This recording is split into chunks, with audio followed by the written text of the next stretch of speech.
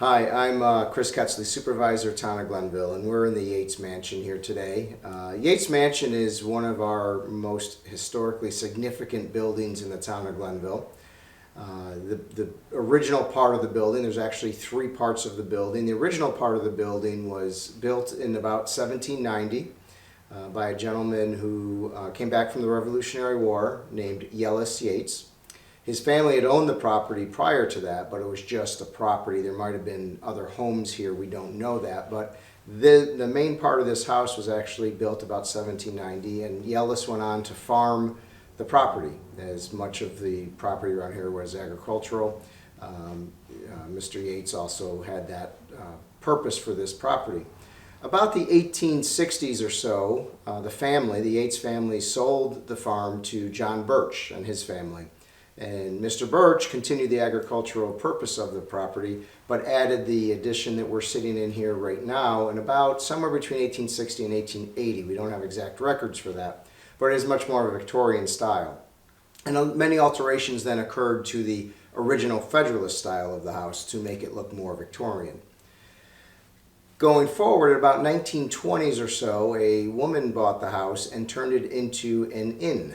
And it was a restaurant and an inn for visitors. And she put on a far side of the house a 1920s edition and called it the tea room. And that's where the guests really took their meals or came down and had afternoon tea. And so it has many different iterations and different uses over the years.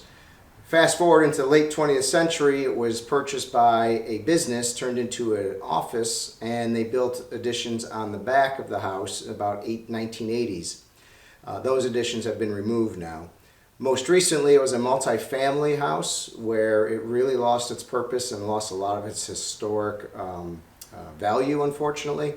And currently, the town of Glenville now owns it, and we're in the process of restoring it back to its original grandeur. But right now, we've taken the house down to its original bones, as they say, and we are getting ready to begin the comeback for the Yates Mansion. And so now let's take a step back to about the 1820s and take a look at what may have occurred between two of the Yates daughters right here in this home.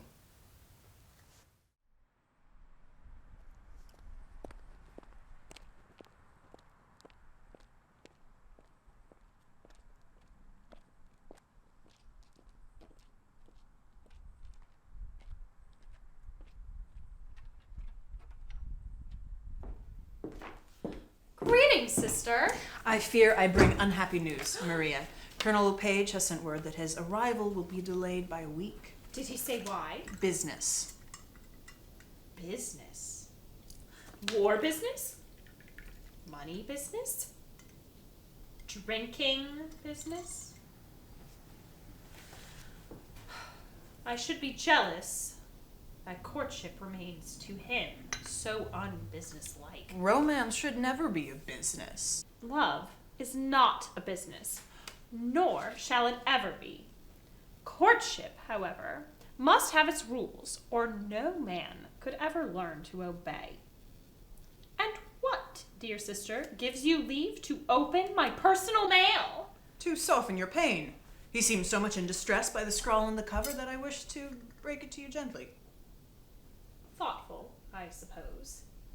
And yet, I feel that you have taken a more personal interest. You are in love with romance, and as it yet eludes you in life, you seek it in your sister's correspondence. I would be foolish to seek it there, since you are so rarely given to tender expression. Why do you say that? Have you been reading my outgoing letters? Not only do I read them, but when I deem them insufficient to the purpose, I rewrite them. Impudent girl! Do you mean that Colonel Page, all these months, has been courted by you? Again! This I have done for you. You dream of love as ardently as I do, but you fail to put those dreams into your letters. So, when the Colonel proposed marriage to me, in truth, he was promising to marry you? Not at all. He was promising to marry an idea of you, an image of you drawn from you, enhanced by my imagination. I shall miss you when you go away to school.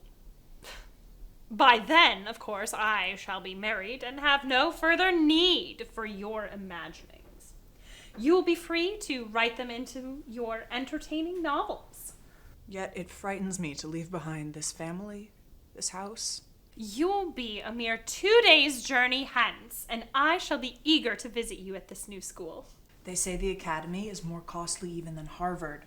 I'm ever so grateful Father was able to secure the scholarship for me. And you only have to wait a few scant months before you begin that new adventure. I, however, must wait a whole 7 days until my Johnny arrives.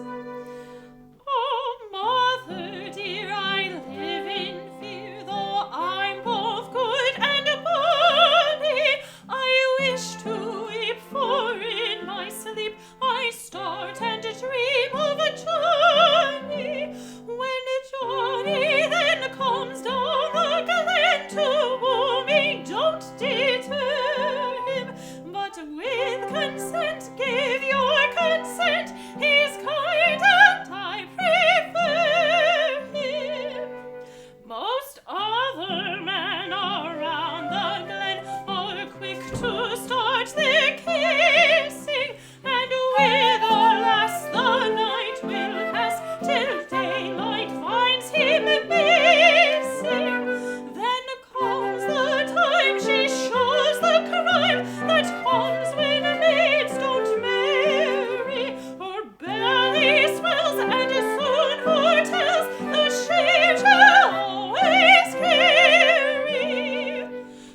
Now hold your tongue, my daughter young, replied the kindly mother. Get Johnny's hand in holy band and pledge to love no other.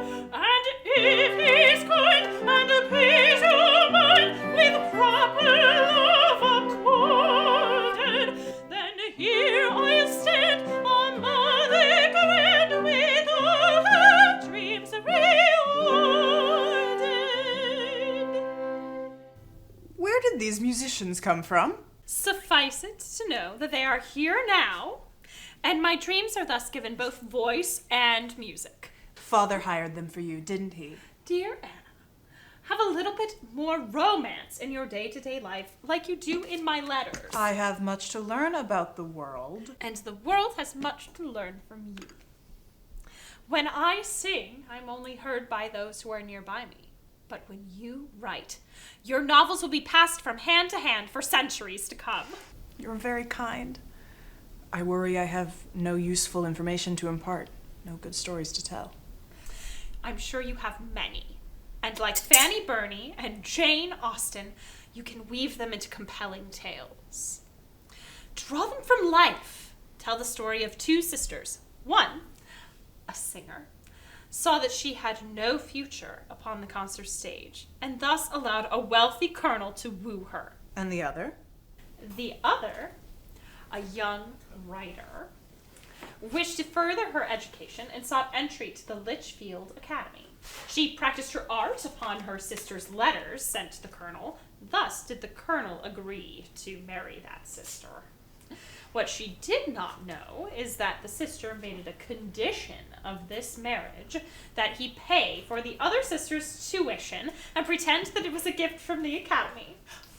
Thus did the young writer, through the practice of her art, bring about an outcome she so keenly desired. Oh, sister! And